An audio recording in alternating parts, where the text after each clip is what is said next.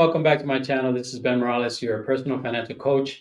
And today we are going to answer the question, what happens when you don't get approved for that line of credit? It's not the end of the world. Be calm, remain calm, okay? Don't freak out or anything like that. You might find yourself in a similar situation to this particular client. He has a very thin credit profile, right? So as you mature and you go through your career and it goes by, your credit score and your credit profile will start to build and you'll get more offers for credit. It'll also become a little bit easier for you to get credit. But when you have a thin credit profile like this particular client does, it's a little bit harder to get approved for things like a personal line of credit. And if you remember from the last video, that's actually a tool that we could utilize to be able to establish and start utilizing the velocity banking strategy and more quickly and efficiently eliminate debt. That will probably not be the case for this particular gentleman. The reason why is this particular credit card is maxed out. So there's not a lot of room at all there. Not only that, recently bought the car. It's less than 6 months with the car, maybe at about 6 months with the car. So what happens there, the balance that is owed is still very high.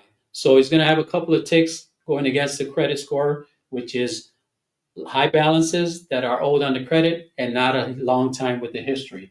But all hope is not lost, because what we can do and what I want to show you today is the steps that we already take and the other steps that we can continue to take to be able to eliminate this debt more quickly and efficiently and improve the cash flow. So the first thing we did with the last video, if you remember, we went through last month's statement and we looked for the leaks. We looked for the cash flow leaks. Remember, cash is king, okay? So the cash flow leak showed us that there was an additional $187 that we were able to get back by just simply eliminating some frivolous purchases that were happening throughout the course of the month.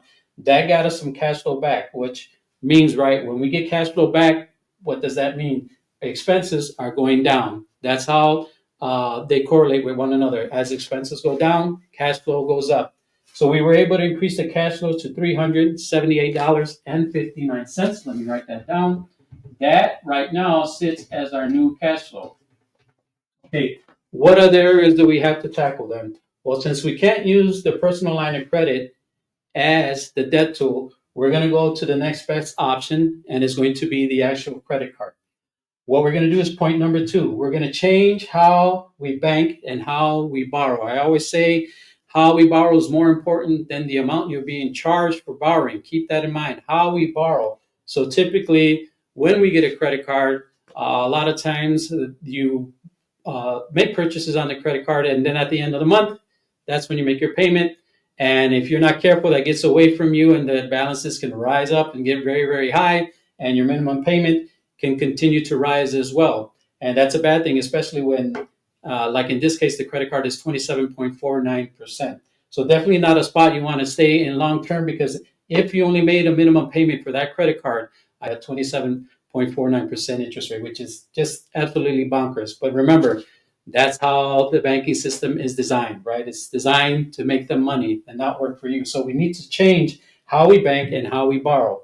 What does that mean? Well, what if we could just reposition where our money is going first, right? What I mean by that, it's going to get paid every other Friday. And typically how we bank now is we leave our money in our checking account and then we disperse it throughout the course of the month, and we pay the rent and we pay the gas for the car, and we go to the restaurants and we pay bills and we pay for our subscriptions throughout the course of the month. That money is going to be better utilized by running those expenses, which is number three, all the expenses that can be paid with the credit card listed here: gas, groceries, utilities, restaurants, Apple Care, Spotify, PlayStation. All those expenses can be ran through credit card. His card payment, that cannot be ran through credit card. His rent payment, that can't be ran through his credit card. So why not take advantage of that same credit card and start running expenses through that credit card? Now, the amount that he can run through with expenses through the credit card is $724.41. That's the amount every single month that he can utilize to run the credit card with.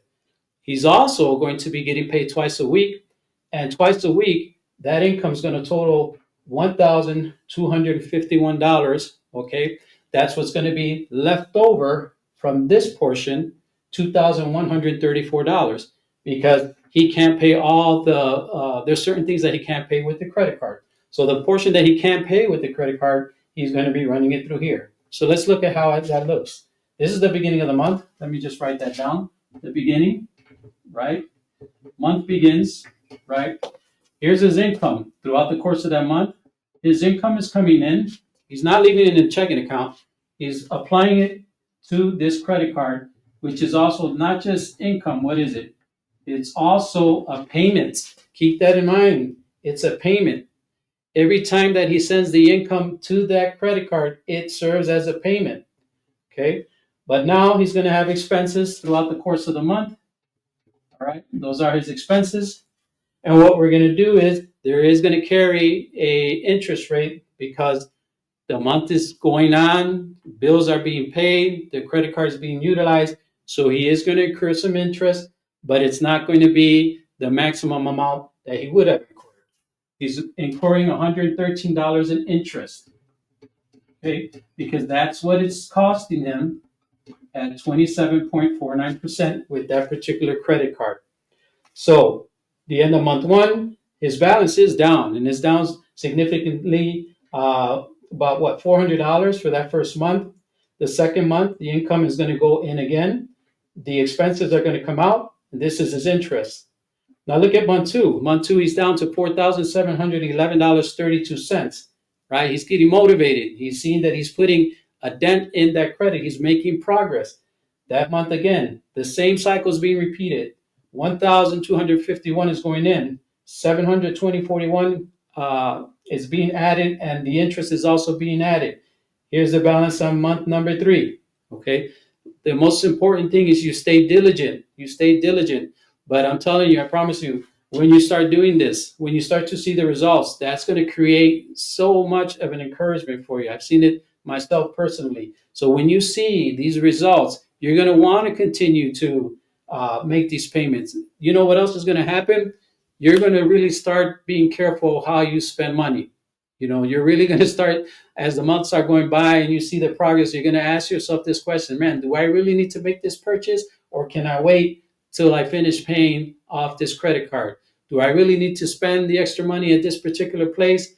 Do I really need to buy the best or the latest gadget, the latest tech, the latest pair of sneakers, whatever the case might be? But I promise you, once you start applying this strategy, you start to see the progress that you're making is going to like cause a click within you. You're going to be on it. You're going to get on fire. You're going to stay focused, right? Stay focused. You didn't get the line of credit, but if you stay focused, look what happens after month number three. Now we're going 42.79. Income's coming in. Expenses are going out. Interest as well as getting added.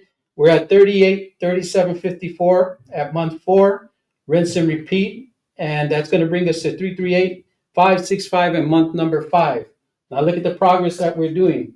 One thing that I also forgot to mention is forgot to add the $148 to this particular